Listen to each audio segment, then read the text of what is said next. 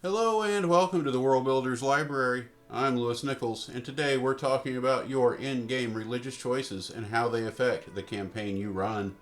This is a short script, so I'm going to dive right in by asking you to like, subscribe, and leave a comment.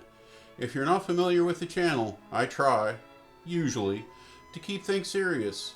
Our standard subject is the nuts and bolts of my favorite hobby, world building.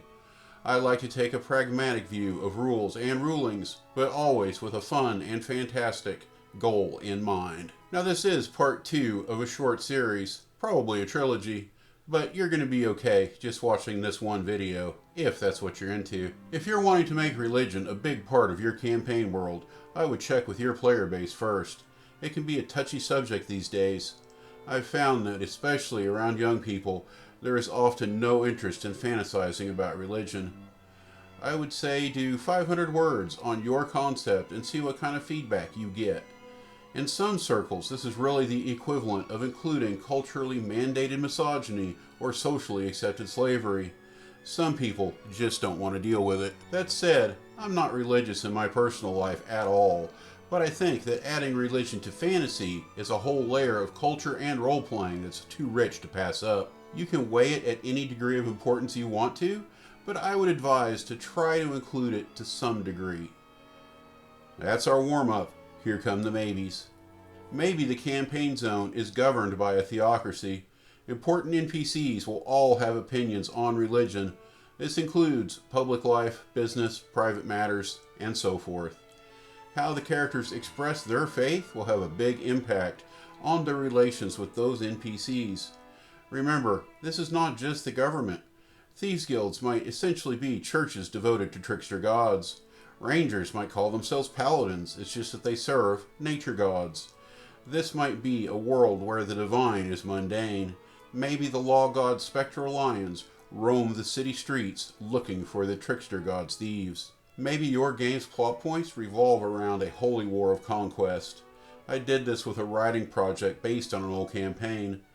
The culture was a take on the bad guys, and I took all the negative traits of intolerance, holy war, conversion, unequal application of law based on religion.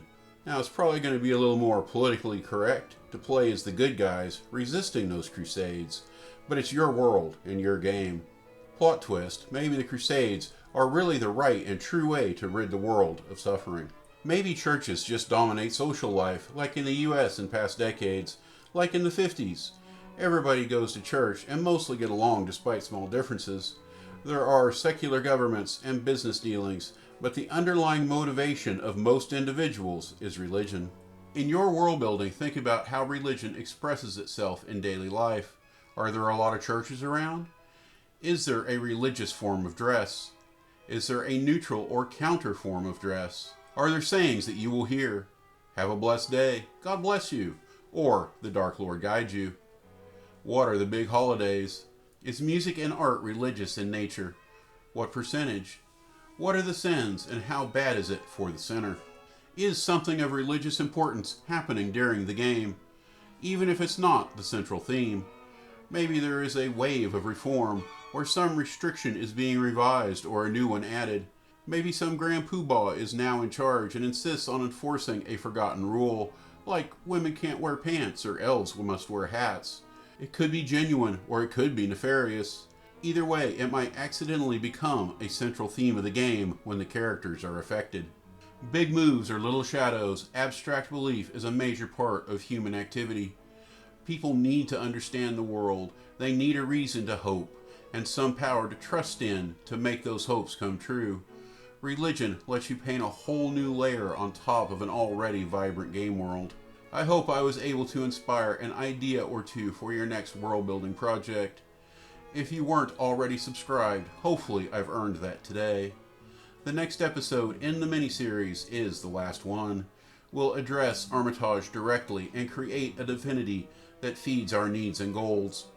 I hope you are all having the day you deserve, and I know it's a good one. Until next time, cheers.